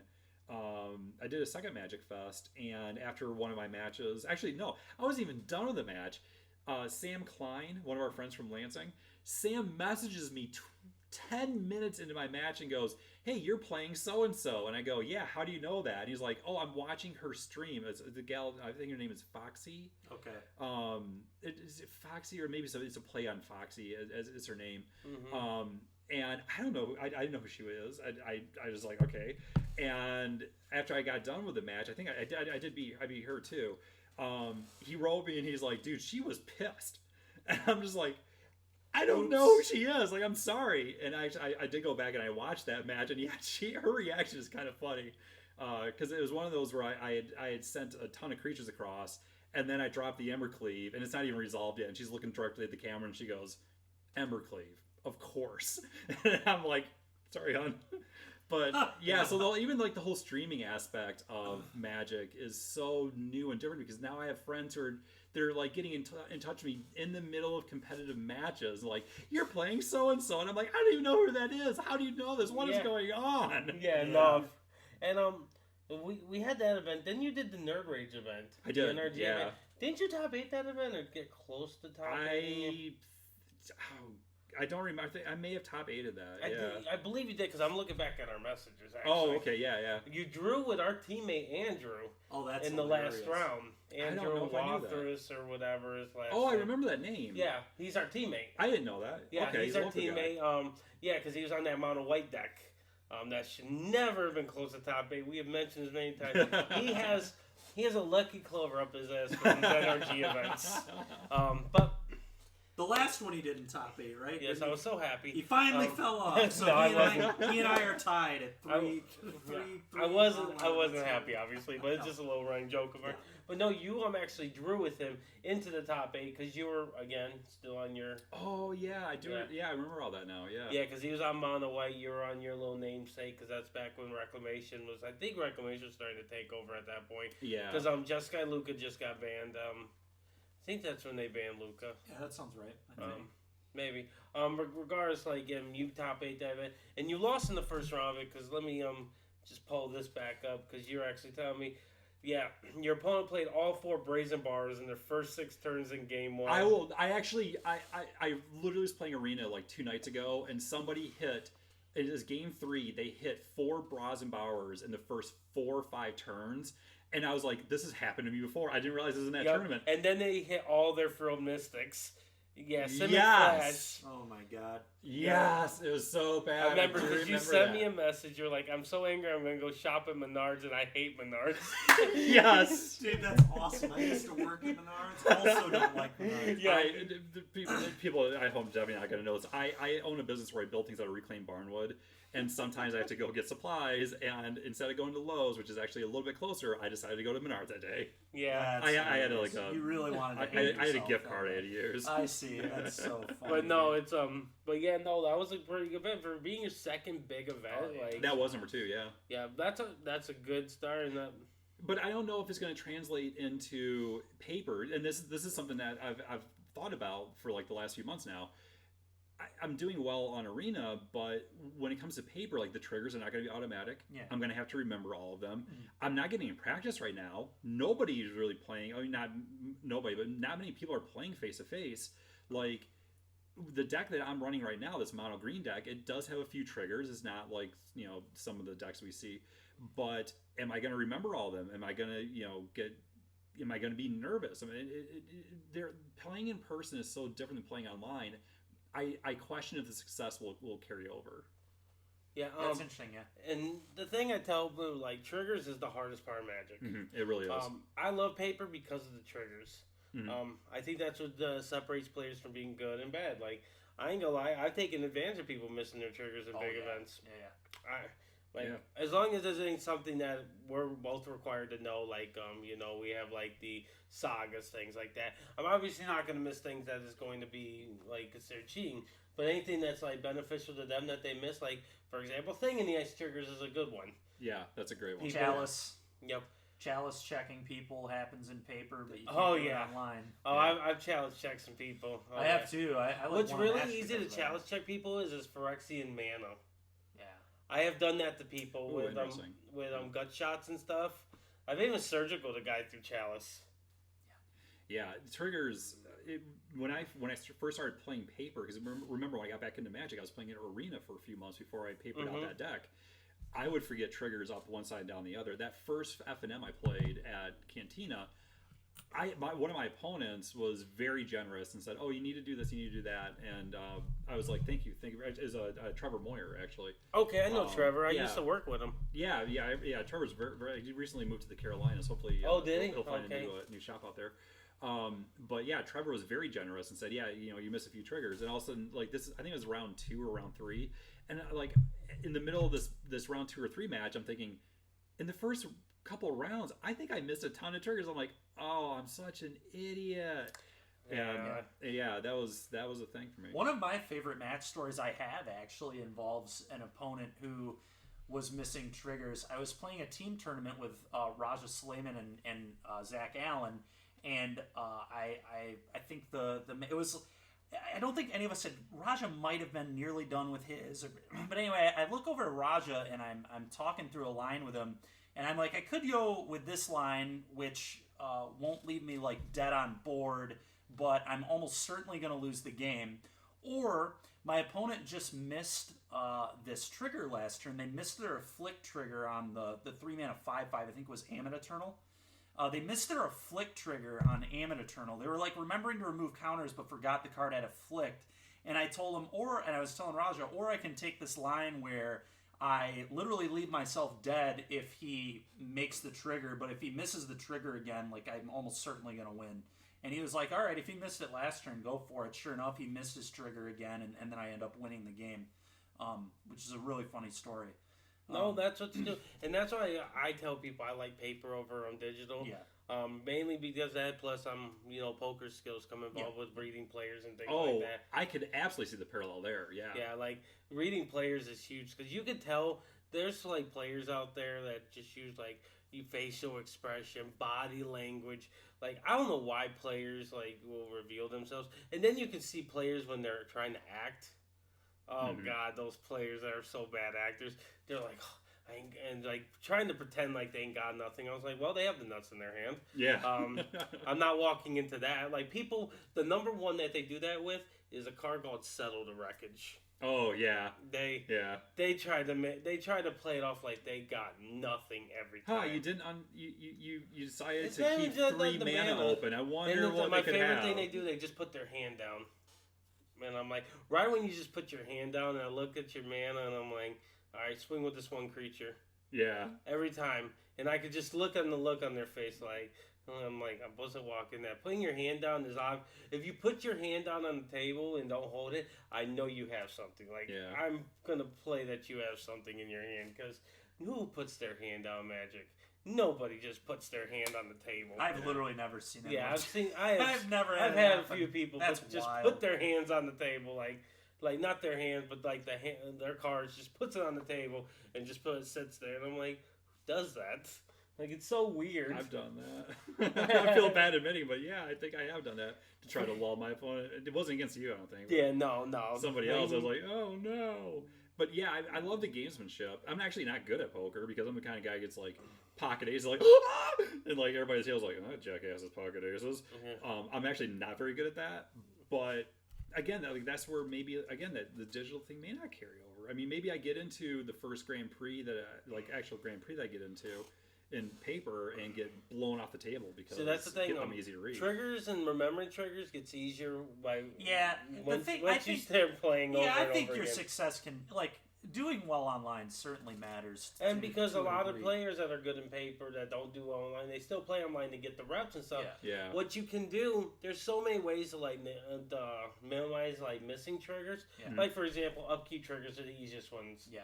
You know what the easiest tactic to do that is, right? Just put something on top of your deck. Like a dice. Put like a dice on your deck. I've seen people do that. So you can't draw. Then you're still in your upkeep phase. You don't actually miss your trigger until you actually touching the top of your deck. Even then, you haven't looked at your It's deck. a mnemonic. Yeah. So mnemonic tool. Like, a lot of players would put it right on the thing. Yeah. Like, easy. I've seen people do that, and I kind of thought maybe that was the thing that they were reminding themselves to do a thing, but I had not thought of doing it myself. Also, if you have nothing you're doing on your opponent's turn, right? Mm-hmm. And you know there's some trigger or something you need to do, like whether it's a trigger, just keep saying the trigger over and over again in your head. Mm-hmm. Yeah, I'll do that. That I will keep saying it. Like, for example, like Field of Dead was a card. And I know I want to make sure I'm getting my tokens off Field of Dead. Yeah. I'll sit there, and my opponent, I ain't got nothing to do. I'll just keep saying Field of Dead over and over again in my head. Yeah. That way, when I do play my land, and I'm still saying Field of Dead at this point, I draw my card, play my land, I'm like, all right, Field of Dead trigger. Make sure I get my 2/2. Just different things that you could do to, like, make sure, because I miss triggers, like, here and there still. Like, I ain't gonna lie. There's a lot happening in a game of Magic. Sometimes. Definitely miss Field of the Dead, that was a really easy thing, because there's so many triggers for that. And it's so easy because that land gets, like mushing, especially. Imagine if you miss like land drops for a few turns, so it hasn't been relevant. Then it gets really confusing. And it's clunked up because you got a lot of mana. Yeah. So things like that, you got to make sure. And like I said, different things. And again, just put reps. The thing that I've done, because Arena is so central to how I view the game, I actually in my mind, the steps of a turn, how they're represented in like the 5 different icons on Arena. Yeah. I actually visualize the one in front of me and one in front of my opponent. And when it's my opponent's turn, I actually kind of tick off, okay, we're going into main phase, we're going to attack. Like, I actually visualize those things going across as my opponent says, we're going to go to combat. I'm like, okay, combat. And then I think about the 4 steps of combat that appear in the corner of the screen on Arena. Yeah. That is actually how I visualize the game when I play it in person. Oh, and man, I just thought... I'm so weird like that, I know, but that's... In my head, I pictured, you know who Chris Turner is? I think that's his last name. Bigger dude, bald. Oh, yeah. Oh, he is... He's probably... I like Chris a lot, but playing against him is kind of annoying because he'll go, draw a step, draw. Oh, my God. And he's like... He'll go main phase. Every step. And then he'd be like, I would like to go to my combat now. Yes, yes. The way he says it is so crazy. It's so annoying, especially because he plays a lot of aggro decks and he's whooping your tail. When he says, "I would like to go to combat," I'd like to kill you. My tapped out mana approves of this. Yeah, and then if he has something that has double strike, he'll be like, even if you have no creatures on the board, he'll say, "Okay, let's go to first strike," and he'll tally, and then. Do your response? No, I'm tapped out. It's like then we're gonna go to double strike, and That's awesome. It's so it's almost scripted because Larry's right. Every turn he says the exact same thing. I'll tell you this much: you know where you are in the turn at least on this turn. Yeah. There's no hiding. No. Funny story. I actually took one of his Tefiris one day because I was packing my stuff up, but I had a card that stole shit. I was dealing shit. I had that happen at an open at an Envy. Actually, I lost and this was when I was sponsored by the guy before I got on Team Swish, and it was an Emrakul. It was like the format where it was Emrakul mirrors, Yeah. So my opponent either Dragonlord Salumguard my Emrakul or I think they Dragonlord Salumguard my Emrakul, and so I forgot to take the Emrakul back. We had the same sleeves, and then I had to pay that guy back for the stupid Emrakul, which is so annoying. But those are the worst things that can happen. But that's just the nature of the game, unfortunately. Yeah, the first 1K I played in at Perfect Storm, 2 rounds after I played somebody, they came up to me between rounds and slipped me back one of my creatures that they captured with one of the white capture cards. And I was just like, I've been running 59 cards in my main deck this whole time then, because my sideboard was still at 15, but I was running 59. I did not realize that. Sometimes that happens very much. It could have been worse. Think of it like that. We had the same sleeves. A judge could have seen. Counted your deck. And that thankfully I didn't have a deck check. Right. But we had the exact same sleeves. I know why he took my card because it wasn't intentional. Yeah. No. This guy was cool. Yeah. And it also depends when you're getting to in long grindy matchups. When you have that happen. I can't imagine how those Luca mirrors would have been in paper. Terrible. Dude, I was playing paper with Alan a few weeks ago doing the video, and he's playing Jeskai Luca in Modern, and when you frickin' Luca, you have to flip off and he was literally doing every card. I'm just like, oh my god. Yeah. I am so glad we didn't have to do this. I used to run Wand of Chaos in one of my decks, I'd have to until I found an instant or sorcery. I remember that. Yeah, so many things. I've done things like that. I played Living In for a long time. And you literally have to do that. And then I'd be glove because when one's left, I was like, this is going to so be the bottom card. Yorion's wild in paper, too. There's a lot of stuff to remember that comes back and a lot of flipping stuff upside down. And okay, that does sound like a miserable time. Yeah. We haven't had to do that yet. Thank God. Yeah, it's coming. Playing with companions in paper was kind of weird, too. It's coming. Oh, it is. It's going to be another weird one in paper, Winota. Winota, Winota. That's going to be another one. That will be very annoying. That one's going to be a little easier because you're only taking the top 7 or something like that. But if somebody's attacking with 5 creatures, people are definitely going to screw it up too, where they look at too many cards. Oh, it's going to happen. And you got to make sure they're randomly put at the bottom. And that's relevant if you're playing with a lot of them. Absolutely. It is. Because those are going to come back to the top of the deck. Yeah. So tell me what's some of the things you like and dislike about comparisons between old Magic and new Magic. That's such a. It's an interesting question. Yeah. Yeah, I the game itself, I don't think there's much of a difference. I mean, it's still the same. It's the rules at the end of the day, the core rules of Magic have changed very little over the last 20 some years. Some of the mechanics, new ones I like. Some of them I don't dislike any mechanic, but there are ones that I'm kind of I'm not so crazy about. I do miss. We mentioned banding earlier. I loved banding. Mill. Honestly, one of my first decks was a mill deck. You're gonna love the next set then. Oh yeah, I understand. You're gonna love the next set. I'll tell you. But I mean, the game is still fantastic. The social aspect is still there. You know, it's people who enjoy a thing and love a thing. There's community, there's camaraderie. Yeah. I love the regional aspect of it in that people from Lansing, when one of these big tournaments come up, we do like hit up each other, like, hey, we're gonna go. Yep. I'm gonna go. Do you want carpool? I know you and Larry. You and was it you, Ray, and was it Folger? Oh, me, Folger, Ray, and Tom would travel a lot. Yeah, we went to Arizona, right? Oh, Arizona was me, Ray, and Folger. That was the three of you, yeah. Yep. I mean, oh, that was a fun trip. Back in the '90s, like maybe that could have happened, but I don't know if there was necessarily a group of people I hung around with who would travel that far together. So that's really neat. One thing I do kind of miss is the old artwork, the more like fantasy artwork that you got in the original sets. I do love a lot of the new artwork though. Like the showcase, I'm a big fan of.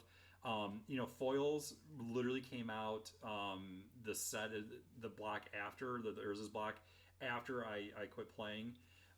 So foil cards, when I first saw them, I was taken aback, like, ew, what is this? But I really like them now. I'm a huge fan of all the different art. I love the foil.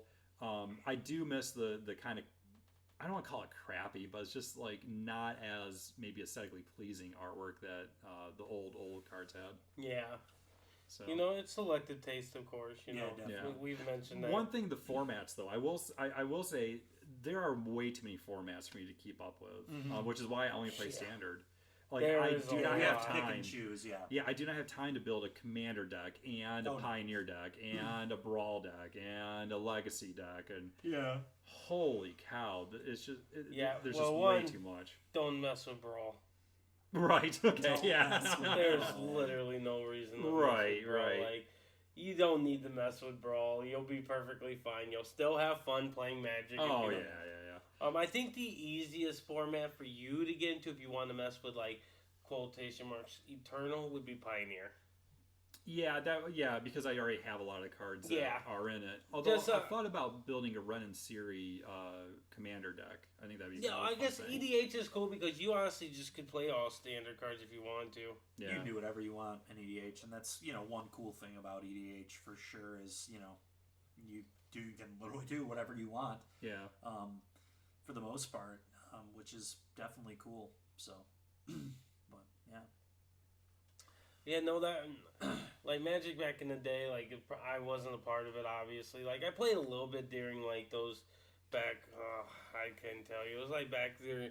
I did some like they're like large scale tournaments. They did them at like some gaming conventions and stuff. And I remember they used to sell those little decks. Do you remember like the little star decks? But they used to every set they would come out with a bunch of them. They don't really do that too much like that anymore. But these were like a bunch of them. It's back. They also did like the World Championship decks when they those are like the first ones. Yeah, the World Championship where they had like the little borders on them, like the golden borders, so they weren't legal or whatever. Yeah. A lot of the EDH players gets like the Gaius Kratos of those. They have the squared corners too. So we would get. I bought not those decks, but I grabbed like the little starter decks, and I didn't know anything. I'm young at this time. I took 3 of those starter decks because they're like, you don't have to play 60 cards. It just has to be 60 cards minimum. Oh no! Really? I was like, sweet. So I took 3 of them, put them together. No sleeves. That's awesome. No sleeves. Oh yeah, nobody. Oh, that's I got smacked. Yeah, and that is a thing that is a new thing for me. Yeah, because nobody played sleeves back in the day. Yeah, no sleeves back in the day. So yeah, that is very different. Sleeves became a thing in around 96, 97, only because like cards like the Power 9 are starting to take off in value, and people were like, "Yeah, I need to protect these." And so what they would do usually is they'd buy penny sleeves. We're all familiar with penny sleeves. A lot of people probably put baseball cards in before they put Magic cards in them, and that was what they would use to protect their deck. And people make fun of them. Like I would actually, I was one of the people like, oh, you gonna air your little Magic cards? Now, yeah, look who's laughing. Yeah, now. Well, they're the smart ones, that's for sure. I mean, I double sleeve my decks now. I mean, I'm kind of one of the things some people in the Lansing area know me for is before when I re-sleeve a deck, I usually take a picture of me like using one of my clamps from my woodworking to squeeze the air out of all the double sleeves. Because I'm kind of fanatical about the condition of my cards. Yeah. Back in the 90s, like if you were fanatical about the condition of your Magic cards, you were looked at as a total loser. And of course, those people are the ones now with like, oh, hey, my beta Black Lotus is in terrific condition. Yeah, and you're looking like, oh, now I look like the fool. Oh yeah, I look like a total idiot.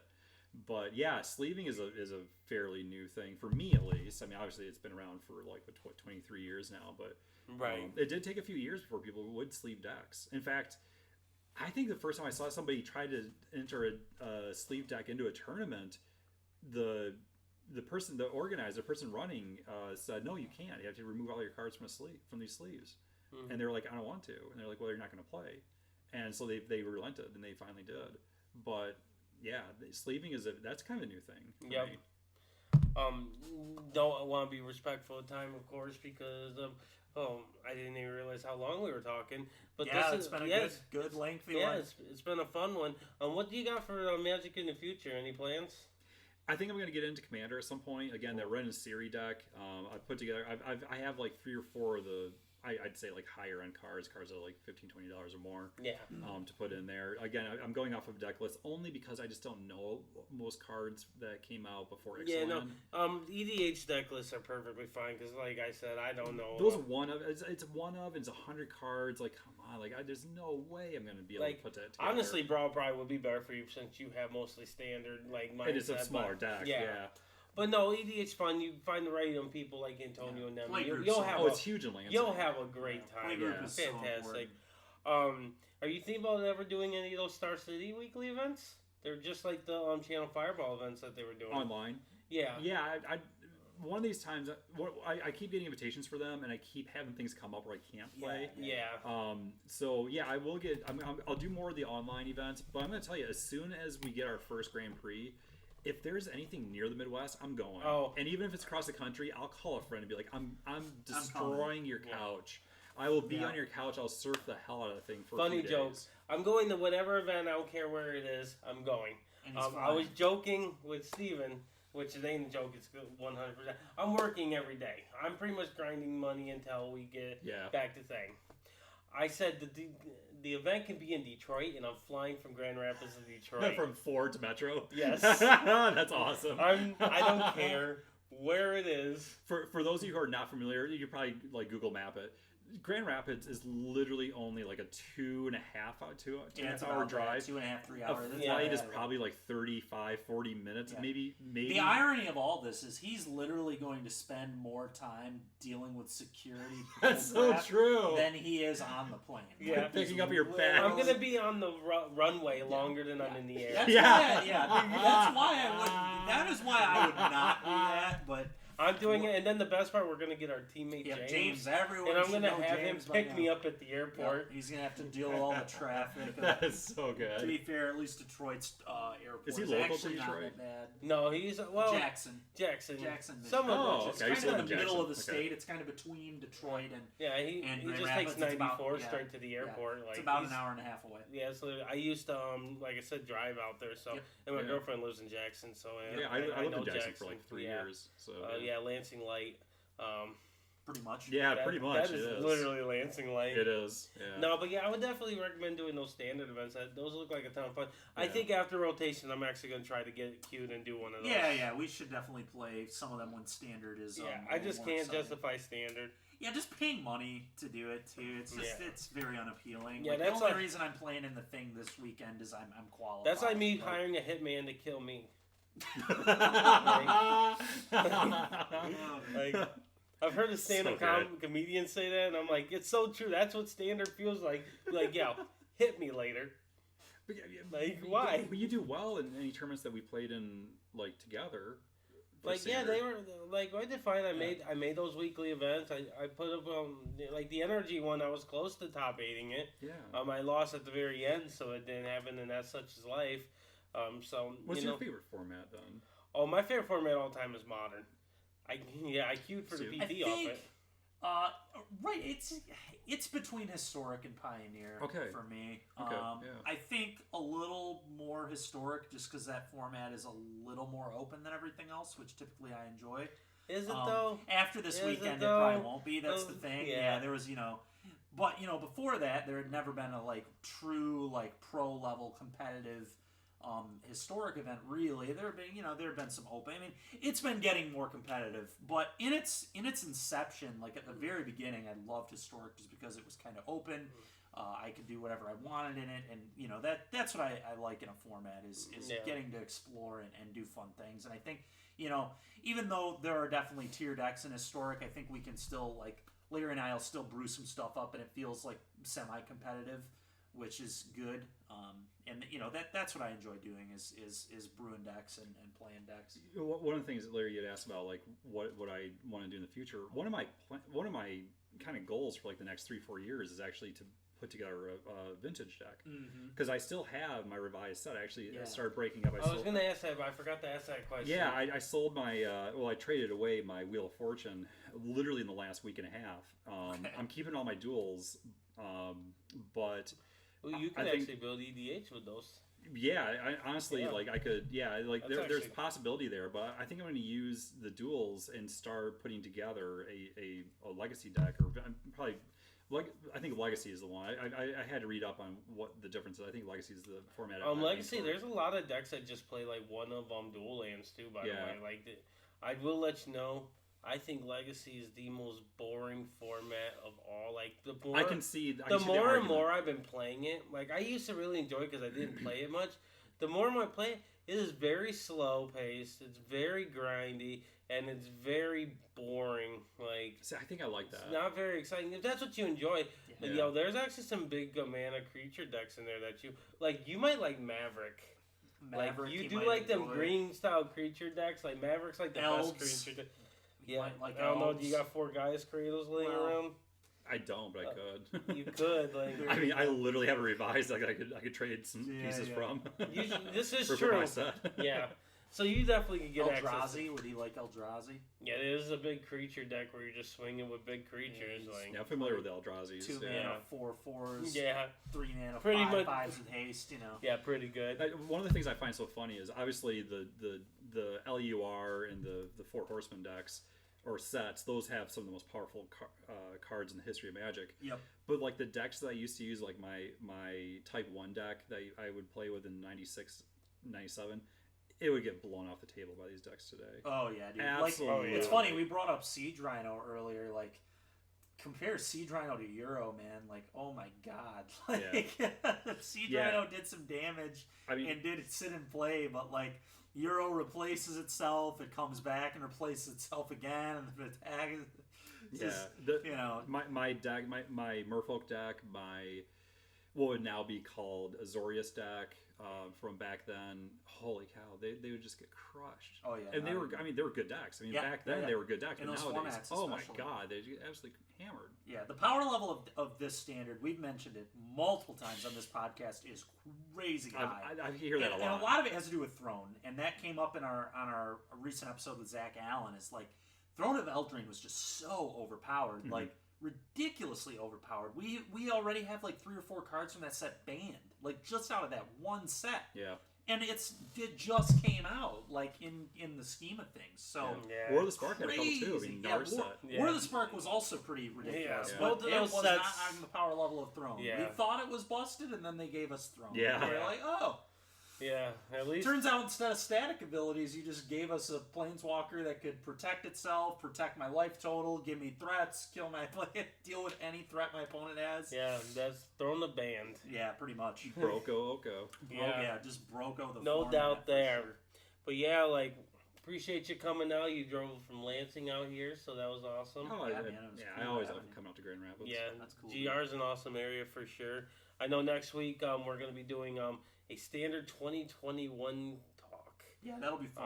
Yeah, that's going to be a good time. Yeah. We might bring another person from our team on. I don't know who yet. Yeah, so we'll figure all that out. It might be a preview show. It might be... We'll talk about some of the spoilers we didn't speak of last week. Because a lot of it and we're going to talk about some decks that we're going to be messing with going forward. Talk about what our plans for standard events are. You know, everything standard 21. Yeah. It should be a good time. I'm looking forward to it. You know, those brewing style episodes are always fun. Oh, it's the best. It's the best. Most likely, brought it up every time that we mention decks on there, they end up to being trash. But that's fine. Like, that's just the life we live. Yeah. You know, Some decks are just bad. Yeah. Nothing. But we appreciate, like I said, we appreciate you being on, my friend. Yeah. But until Yeah, it was next cool, time, we will catch everyone else later. Yeah, catch you next time.